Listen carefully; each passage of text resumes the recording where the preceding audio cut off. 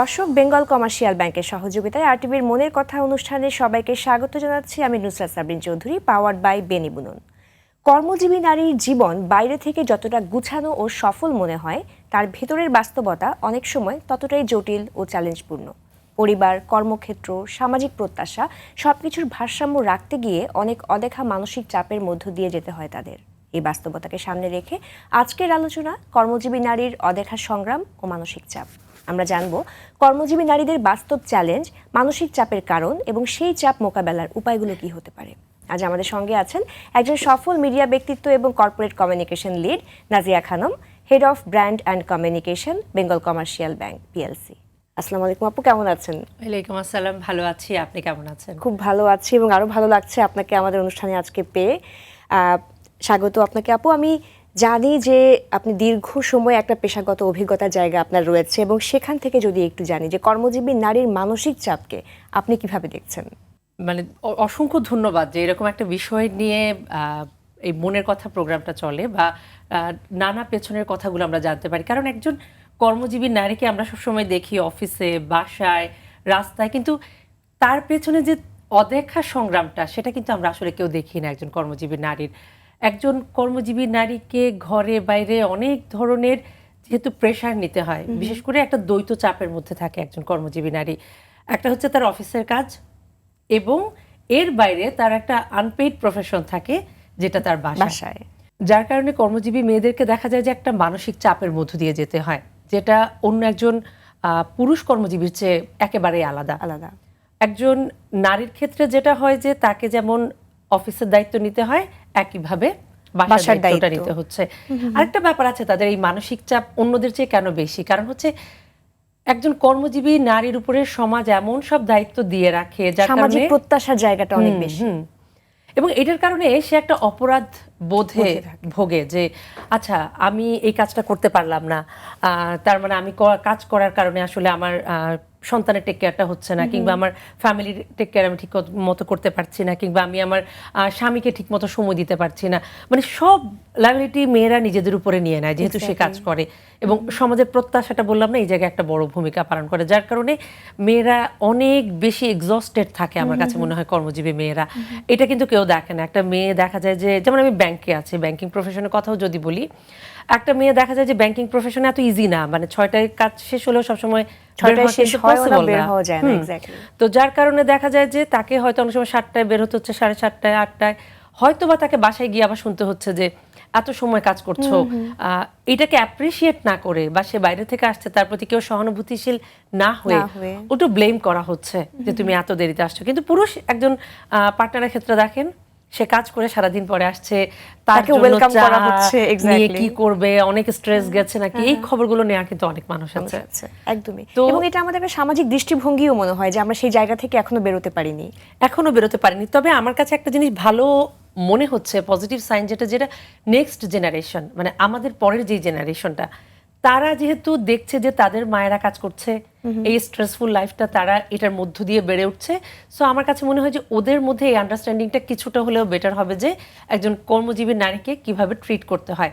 কারণ আগের জেনারেশন কিন্তু দেখে এসেছে তার মা সবসময় ঘরে থাকে, তাদের সব নিড ফুলফিল করছে, এবং মানে সবকিছু মেনে নেওয়ার একটা প্রবণতা যেহেতু মেয়েদের মধ্যে আছে, এবং আমরা ভালো মেয়ে হতে অনেক বেশি পছন্দ করি, সমাজ আমাদেরকে পারফেক্ট বলবে, এই পারফেকশনটা আমরা খুব চাই। সো আমরা সব জায়গায় আসলে ভালো হতে চাই, একদম খুব ভালো রোল প্লে করতে চাই। আপু, এই যে কর্মজীবী নারীর ব্যক্তিগত কর্মক্ষেত্র এবং সামাজিক প্রত্যাশার মাঝে ভারসাম্য করতে গিয়ে কিন্তু অনেক অদেখা, যে আমরা বলছি যে মানসিক সংগ্রামের মুখোমুখি যে হচ্ছে, কোনটা বেশি গুরুত্বপূর্ণ বলে এখানে আপনার কাছে মনে হয়, যে কোন মানসিক সংগ্রামের মধ্যে দিয়ে তাকে সব থেকে বেশি যেতে হয়?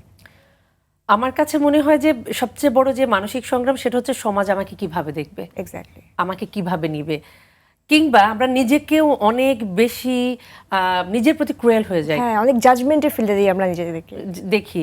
আমরা কেন এত পারফেক্ট হতে চাই? এই যে পারফেক্ট হতে চাওয়ার প্রবণতা যেটা আমি বলছিলাম, এটা আমাদেরকে, আমার কাছে মনে হয়, অনেক বেশি মানসিক চাপ ক্রিয়েট করে। কারণ হচ্ছে আমাদের আসলে পারফেক্ট হওয়ার তো দরকার নাই, আমাদের দরকার হচ্ছে একটা balance work life and family life.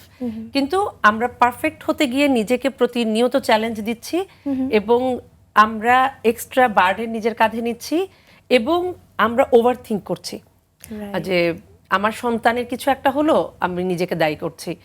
আমার ফ্যামিলিতে কোনো কিছু একটা ঠিকঠাক মতো হলো না, আমি নিজেকে দায়ী করছি, কিংবা আরেকজনের সাথে নিজেকে কম্পেয়ার করছি।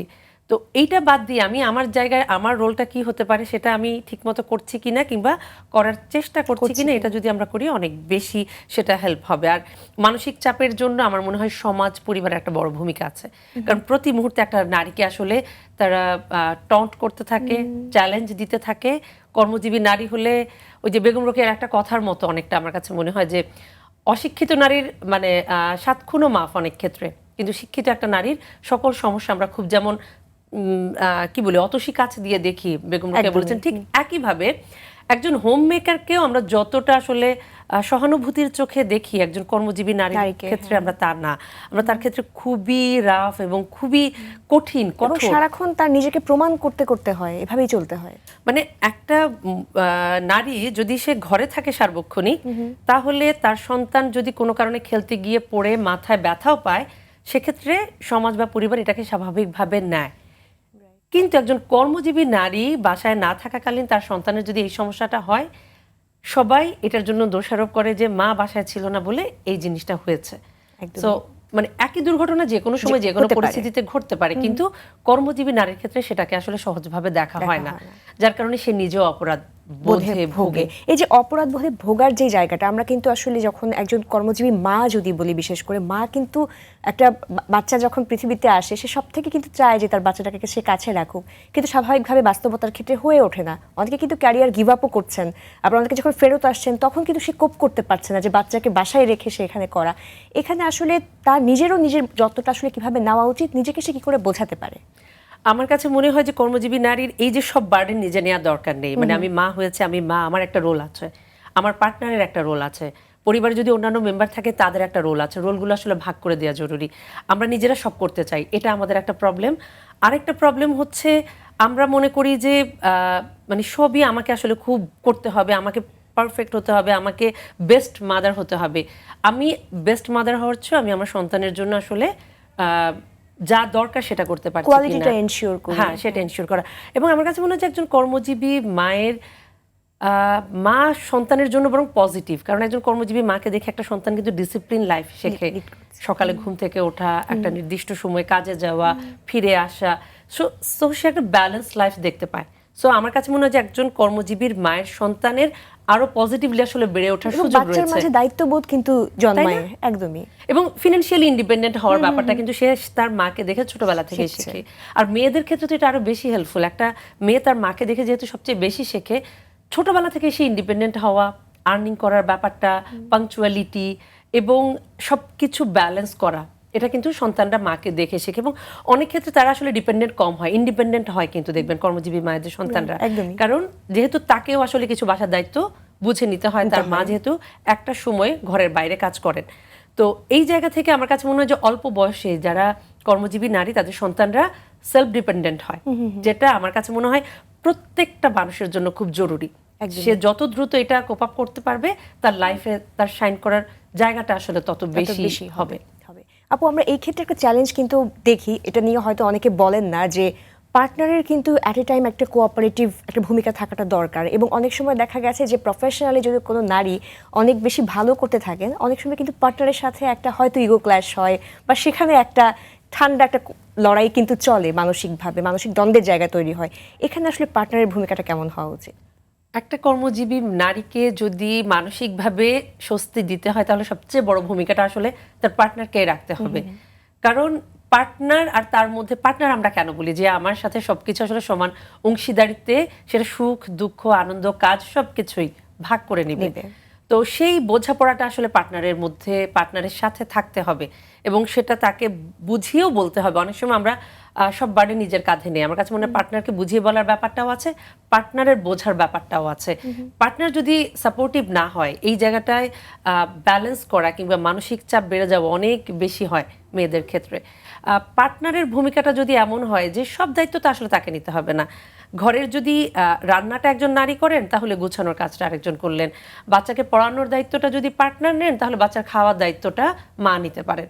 এভাবে যদি আমরা সবকিছু ব্যালেন্স করতে পারি, তাহলে আসলে কাজগুলো একসাথে করাটা যেমন আনন্দের, তেমনি হচ্ছে একটা হেলদি ফ্যামিলি লাইফ থাকবে, প্লাস দুজনেরই আসলে বার্ডেনটা কমে যাবে, রেসপন্সিবিলিটিটা যদি আমরা ভাগ করে নিতে পারি। কিন্তু পার্টনার শুধু না, আমি বলবো যে মানসিক চাপের ক্ষেত্রে ওই যে আপনি বললেন না যে মেয়েরা একটু এগিয়ে গেলে একটু ছেলেরা মনে হয় নিজেকে লো ফিল করে বা এক ধরনের ইনফেরিয়রিটি কমপ্লেক্সে ভোগে। এইটা শুধুমাত্র পার্টনার না, আমার কাছে মনে হয় একটা মেয়ে যদি শাইন করে সেটা তার অফিসে, তার বাসায়, তার ফ্যামিলিতে, মানে কেউ আসলে পজিটিভলি দেখতে পারে না। আর স্ট্রং মেয়েদেরকে তো আমার মনে হয় পুরো সমাজ হেট করে, আই থিংক, আমি জানি না, কারণ এখন সোশ্যাল মিডিয়ায় ঢুকলে এটা তাদের প্রতি একটা নেতিবাচক দৃষ্টিভঙ্গি কিন্তু কম বেশি সবারই থাকে। এবং যে সাকসেসফুল হয়ে গেছে দেখবেন যে তার ফেসবুক ওয়ালে গেলেও আপনি দেখবেন যে প্রচুর নেগেটিভ কমেন্ট। মানে মানুষ আমার কাছে মনে হয় মেয়েদের এম্পাওয়ারমেন্ট, মেয়েদের ফ্রিডম এই জিনিসগুলো নিতে পারে না, যার কারণে অনেক নেতিবাচক কমেন্ট, অনেক নেতিবাচক কথা, তার এগিয়ে যাওয়াটাকে কিন্তু প্রশ্নবিদ্ধ করা হচ্ছে বিভিন্ন কিছুর মাধ্যমে। এমনকি ফ্যামিলি থেকেও একটা মেয়ে যদি এগিয়ে যায় তাকে আসলে নানাভাবে বাজে কমেন্ট করে, নানাভাবে তাকে দেখানোর চেষ্টা করা হয় যে তুমি আসলে কোন কারণে পেয়েছো, সেখানে একটা প্রশ্নবোধক চিহ্ন তৈরি করা হয় যদি মেয়েরা এগিয়ে যায়। এবং মেয়েদের জন্য খুবই ডিফিকাল্ট সে যদি তার পার্টনারের চেয়ে পাওয়ারফুল পজিশনে থাকে, কারণ ছেলেদের মধ্যে আমি এই প্রবণতাটা দেখেছি, তারা তার চেয়ে পাওয়ারফুল পার্টনার পছন্দ করে না। সো মেয়েটা যদি ছেলেটার চেয়ে পাওয়ারফুল হয়ে যায় বা একটা অবস্থানে বেশি এগিয়ে যায়, তাহলে সেখানে খুব ডিফিকাল্ট হয়ে যায় ফ্যামিলি লাইফ লিড করা। সেই ক্ষেত্রে আপু আমরা দেখেছি যে অনেক মেয়ে কিন্তু ক্যারিয়ার গিভ আপ করছে বা অনেক অপরচুনিটিস কিন্তু আসলে নিচ্ছে না বা ছেড়ে দিচ্ছে যে আমি আমার ফ্যামিলি লাইফটা আগে ভালো রাখি। এই যে ওয়ার্ক লাইফ ব্যালেন্স এবং নিজের ক্যারিয়ারের সাথে একটা ব্যালেন্স, এই বিষয়টা নিয়ে কিভাবে বলবেন? এটা আসলে ব্যালেন্স না। আমি যখন গিভ আপ করছি আমি আসলে হেরে যাচ্ছি, একদমই আমার আইডেন্টিটি আমি লুজ করছি, আমি আমার আইডেন্টিটি লুজ করেছি। এবং যিনি তার সংসার কিংবা পার্টনারের প্রেসারে কিংবা সন্তানের কথা চিন্তা করে এই ডিসিশনটা নিচ্ছেন, আপনি খোঁজ নিয়ে দেখেন তারা কেউ কি আসলে ভালো আছেন। এটা কিন্তু খুব গ্লোরিফাই করা হয় সমাজে যে মা একটা স্যাক্রিফাইস করলো সন্তানের জন্য। এই গ্লোরিফাই লুপে আমরা মেয়েরা কিন্তু আটকে যাই। আমাদের সমস্যাটা ওই জায়গায় যে আমাদেরকে কে কি বললো, কিভাবে দেখলো, এটা আমাদের কাছে সবচেয়ে বড় ম্যাটার করে। কিন্তু আমাদের কাছে আসলে ম্যাটার করা উচিত আমি যে গিভ আপটা করলাম আমার ফ্যামিলির জন্য, আমার সন্তানের জন্য, এটা কি আসলে কেউ মনে রাখে? কিংবা সিনারিওগুলো কি আসলে চেঞ্জ হয়? যখন বড় হয়ে যাবে ও কি আসলেও এই বিষয়টা কিভাবে দেখবে? না, একে তো সে দেখে না, তারপর বাচ্চার একটা নিজের লাইফ তৈরি হয়। তখন আমি যেহেতু আমার পুরো লাইফ ইনভেস্টমেন্ট আমার বাচ্চার পেছনে করে ফেলি, তখন একটা ওভার এক্সপেকটেশন তৈরি হয়। তার লাইফ আমি অনেক সময় হ্যাম্পার করি, বিকজ আমি তাকে প্রতিনিয়ত বলতে থাকি যে তোমার জন্য দেখো আমি আমার চাকরি ছেড়ে দিয়েছি, আমি আমার পুরো ক্যারিয়ার আমি স্যাক্রিফাইস করেছি, কিন্তু সন্তান তো বলেনি। একদমই। তো এই বার্ডেনটা আমি কিন্তু পরবর্তীতে সন্তানের কাছে দিচ্ছি এবং সন্তানের কাছ থেকে এক্সপেক্ট করছি যে তার লাইফের চেয়েও সে আমাকে বেশি প্রাধান্য দিক, যেটা আসলে পসিবল না। অর্থাৎ বিশাল একটা মানসিক দ্বন্দ্বের জায়গাটা তৈরি হয়। এবং যেই পার্টনারের কথাতেও আপনি জবটা ছেড়ে দিচ্ছেন, সেই পার্টনার আজকে যেমন আপনাকে জব ছাড়তে বলছে, কালকে আপনাকে আরেকটা জিনিস গিভ আপ করতে বলবে, পরশু আপনার বাইরে বেড়ানো গিভ আপ করতে বলবে। সো আপনি একবার যদি এই লুপে আটকে যান, এটা চলতেই থাকবে। এর চেয়ে বরং আপনি যদি তাকে বুঝিয়ে ম্যানেজ করে আপনি কাজটা করে যেতে পারেন এবং ওয়ার্ক লাইফ এবং ফ্যামিলি লাইফে ব্যালেন্স করতে পারেন, সেটা জরুরি। জি, ধন্যবাদ আপু। এই বিষয়ে আমরা আরো শুনবো ছোট্ট একটা বিরতির পর। দর্শক, বেঙ্গল কমার্শিয়াল ব্যাংকের সহযোগিতায় আপনারা দেখছেন মনের কথা অনুষ্ঠান পাওয়ার্ড বাই বেনিবুনন। বিরতির পর আমরা গুরুত্বপূর্ণ এই বিষয়টি নিয়ে আরো আলোচনা করব। টিভির রিমোট হাতে না নিয়ে আর টিভির সাথেই থাকুন।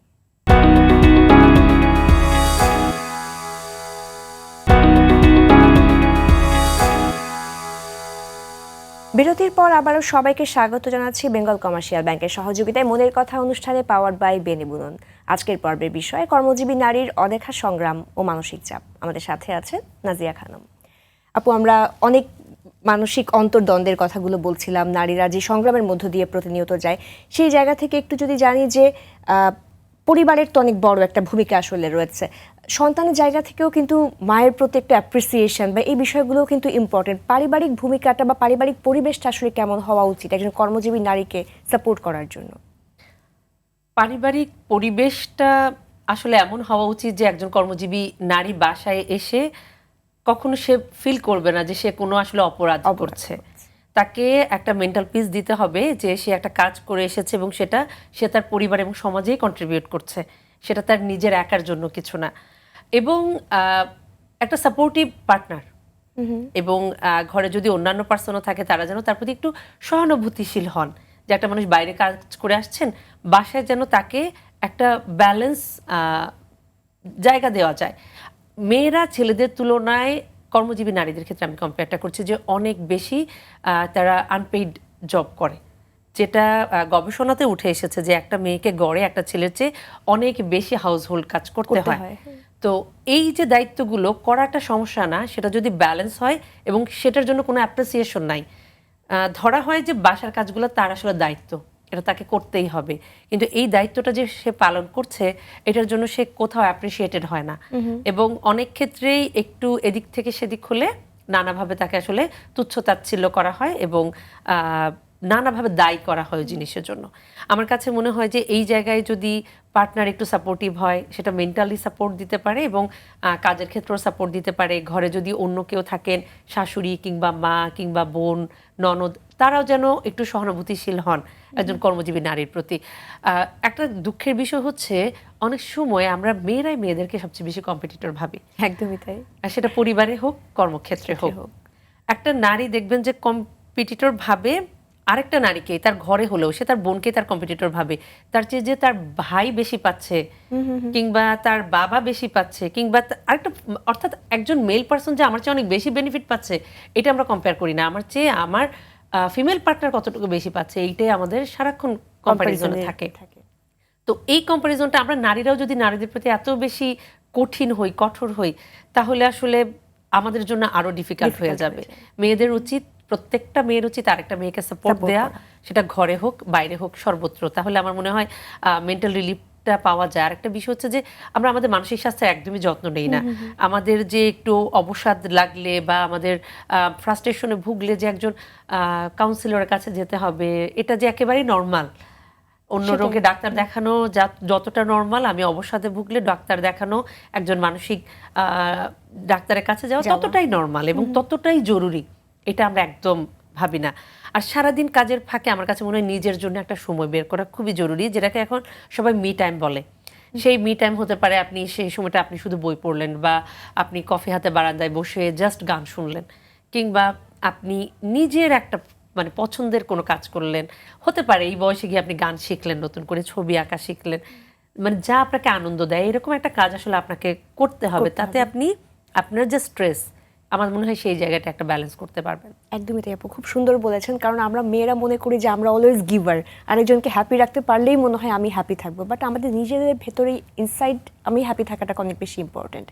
অনেক ধন্যবাদ আপু। এই ক্ষেত্রে কর্মজীবী নারীদের ক্ষেত্রে যদি বলছি যে কর্ম প্রতিষ্ঠান এবং সেখানে পরিবেশ, এটাও কিন্তু একটা বড় ভূমিকা পালন করে। যে সেও কিন্তু বাসা থেকে অনেকটুকু স্ট্রেস মাথায় নিয়েও কিন্তু এখানে আসে অনেক সময়। তো সেখানে তার কর্ম পরিবেশটা আসলে কেমন হওয়া উচিত এবং যারা তার কলিগস আছে সেই জায়গা থেকেও তাদের রোলটা কেমন হওয়া উচিত?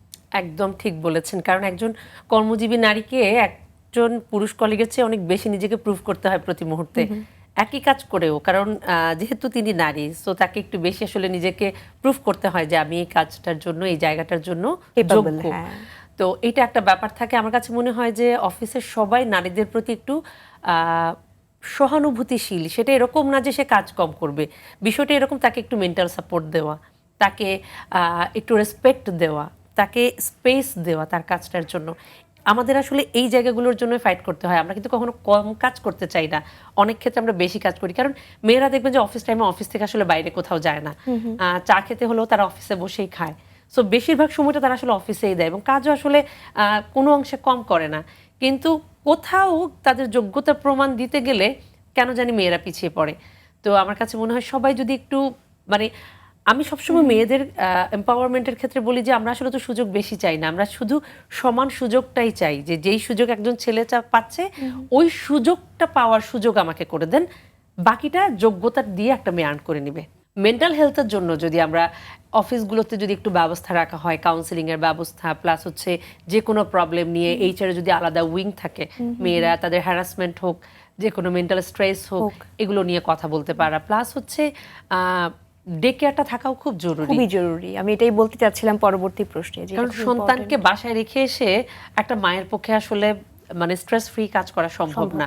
যদি একটা ডে কেয়ারের ব্যবস্থা থাকে তাতে অফিসের জন্য কিন্তু এটা লাভজনক। কারণ তারা, মেয়েটা যখন একটা স্ট্রেস ফ্রি কাজ করতে পারবে, তার কিন্তু কাজটার যে প্রোডাক্টিভিটি বাড়বে, হ্যাঁ, সেটা আরো পজিটিভ হবে। সো অফিসে ছোট ছোট সহযোগিতাগুলো করলে এটা একটা মেয়ের জন্য শুধু না, একটা সমাজের জন্য সমাজের বড় জন্য। পরিবর্তন হবে, কারণ এই শিশুগুলোই তো আসলে পরবর্তীতে গিয়ে সমাজে অবদান রাখবে।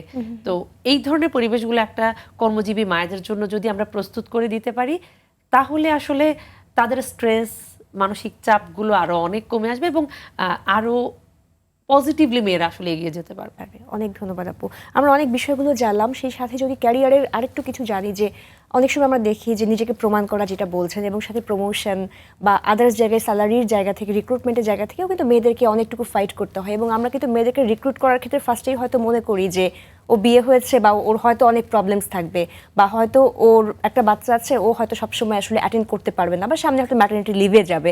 এটাকে কিন্তু আমরা অনেকটুকু নেগেটিভভাবে দেখি, বা তাকে হয়তো ওয়েলকাম করতে চাই না। এখানে আমাদের দৃষ্টিভঙ্গির জায়গা থেকে কোথায় আসলে পরিবর্তন প্রয়োজন, এবং কি নীতি নির্ধারণী জায়গাও কি কাজ করা যেতে পারে? নীতি নির্ধারণী জায়গায় আসলে অনেক কাজ করার এখনো সুযোগ আছে, আবার অনেক নীতি তৈরিও আছে, কিন্তু সেগুলো ফলো হচ্ছে না। তবে একটা কর্মজীবী নারীকে আমি যদি স্পেস দেই, এই যে ম্যাটারনিটি লিভ বা বাকি যেগুলো বলছি, এগুলো তো আসলে ওই মেয়ের একার কিছু না, এটা সমাজের, এটা পরিবারের, এটা আসলে দেশের বৃহৎ স্বার্থে এই জিনিসগুলো করতে হবে। কাজের ক্ষেত্রে দেখেন, একটা মেয়েকে এত যোগ্যতার প্রমাণ দিতে হয়, এবং চ্যালেঞ্জিং পেশাগুলোতে মেয়েদের জন্য আসা ভেরি ডিফিকাল্ট। তারপরে এখনকার মেয়েরা কিন্তু সাংবাদিকতার মতো চ্যালেঞ্জিং পেশায় আছে, মেয়েরা নিজে উদ্যোক্তা হচ্ছে, মেয়েরা এমন অনেক কাজ করছে যেগুলো আসলে ছেলেদের জন্য করাও ডিফিকাল্ট। আমি ছেলে মেয়ে এখানে আলাদা করছি কেন?